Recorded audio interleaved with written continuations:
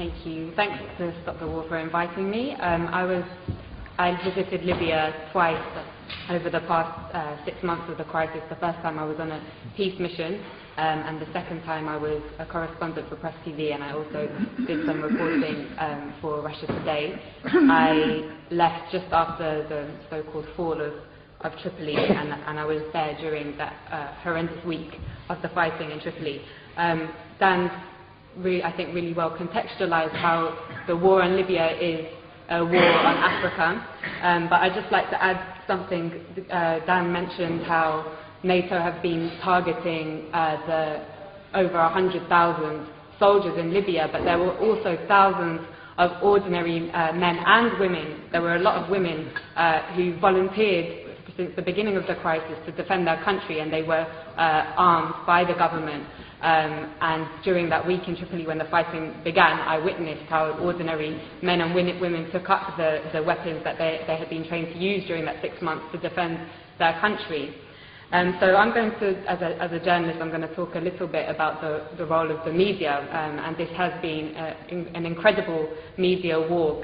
Dan alluded strongly to the criminalization of the Libyan government and Gaddafi. So the media said that thousands of people were about to be killed in Benghazi, but they never showed us any evidence. They said that 6,000 people had been killed by the government.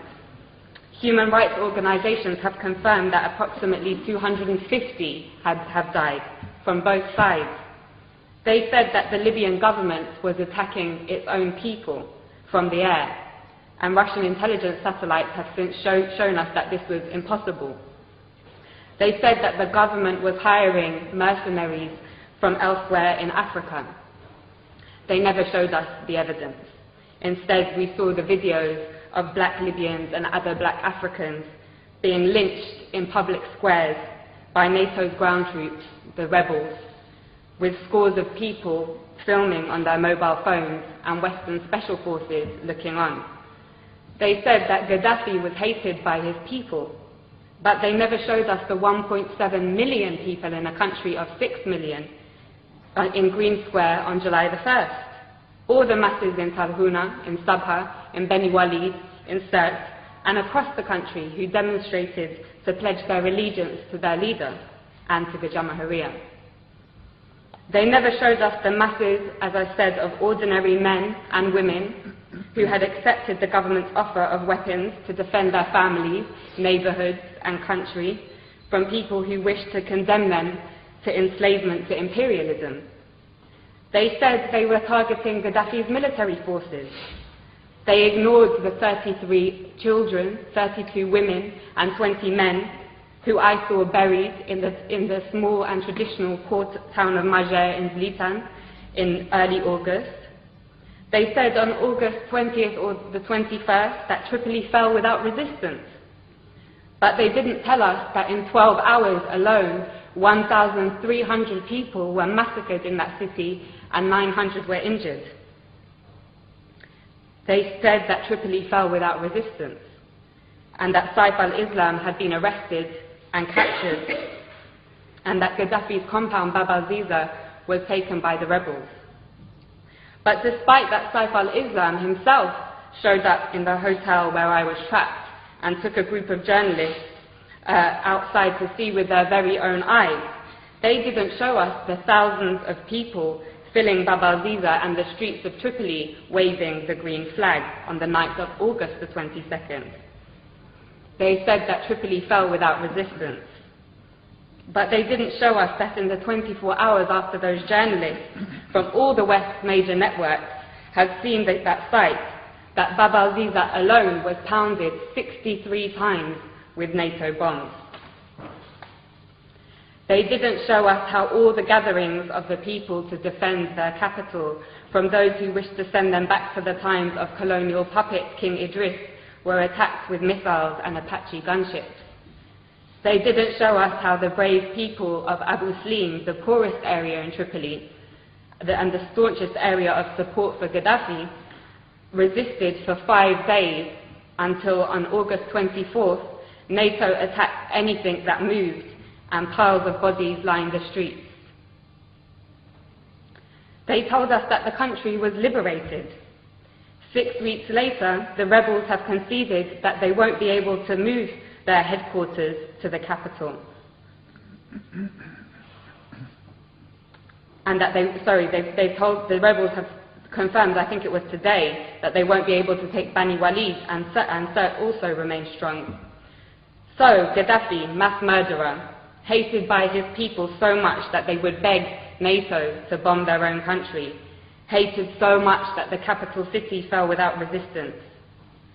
Or NATO, mass murderer, killing the Libyan masses because they would die for their leader, just like in Tripoli.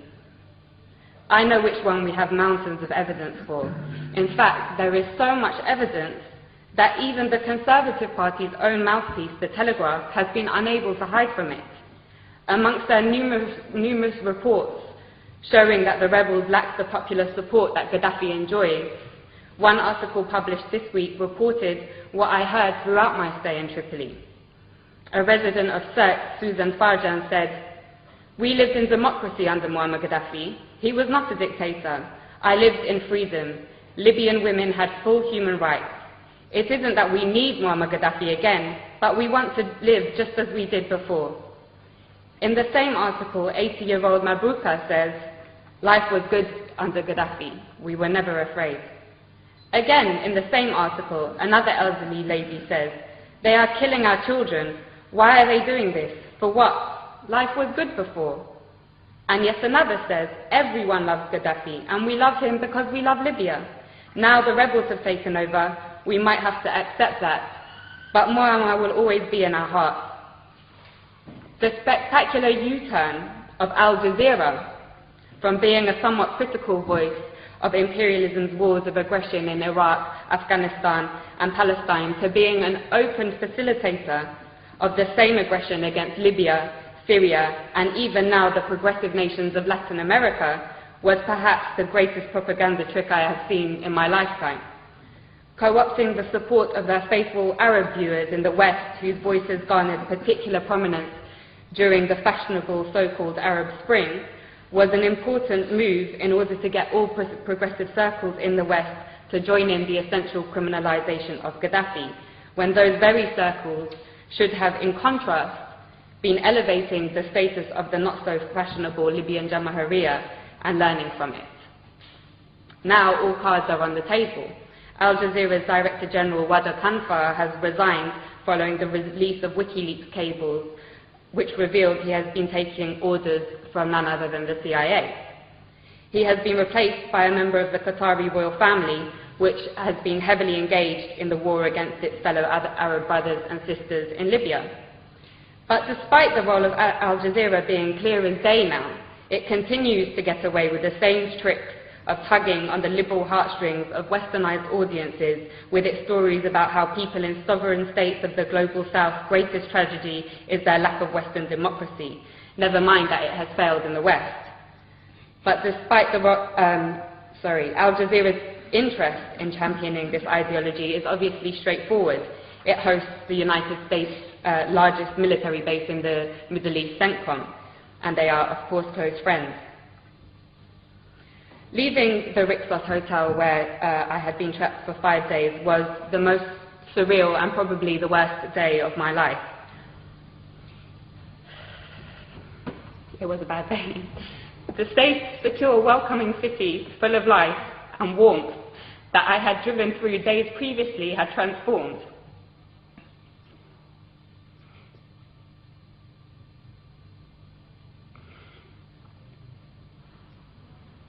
It lay in ruins, and you could not look in any direction without seeing guns or heavy weaponry. Many people had gone into hiding, been killed, and thousands of others had fled. And the people that I knew who remained, who had been the very people who had helped me to learn about the glorious recent history of Gaddafi's Libya, were inevitably traumatized and in a complete state of shock. Libya reached a point, as Dan said, of having the highest standard of living in Africa, a high level of literacy, universal healthcare, and free university education, a high status for women in society and the greatest degree of equality for the large black population in the whole of North Africa and the Middle East. Those 40 years of revolutionary achievements have now been reversed. And for what? A year ago, after crippling wars in Iraq and Afghanistan, and with the growing economic crisis of the imperialist nations, it seemed a remote possibility that the West would have the capacity to embark on another costly and embarrassing war. It seemed that the hegemony of the West was rapidly on its way out. But as Gaddafi's close brother Hugo Chavez said in his recent letter to the United Nations General Assembly, right now there is a very serious threat to global peace, he said. A new cycle of colonial wars which started in Libya with the sinister objective of refreshing the capitalist global system, end quote. He knows that his country will be targeted in that cycle, with the very same model that they used against Libya and are now using against Syria. In the absence of an effective anti-imperialist media that can challenge and preempt the tricks of imperialism through its global media, it is the role of all progressive people to champion the sovereign states of the global south who, like Libya and Syria, are a thorn in the side of the West. Otherwise, they will be picked off one by one to add fuel to the dying fire of imperialism. And on that note, I want to end with my wholehearted thanks to the heroic green Libyan resistance, which continues to amaze the world in their ability to stave off the world's most powerful military machine. As Gaddafi said, not only are they defending Libya, but also Syria, Iran, Algeria, the African continent, and the entire global south. Thank you.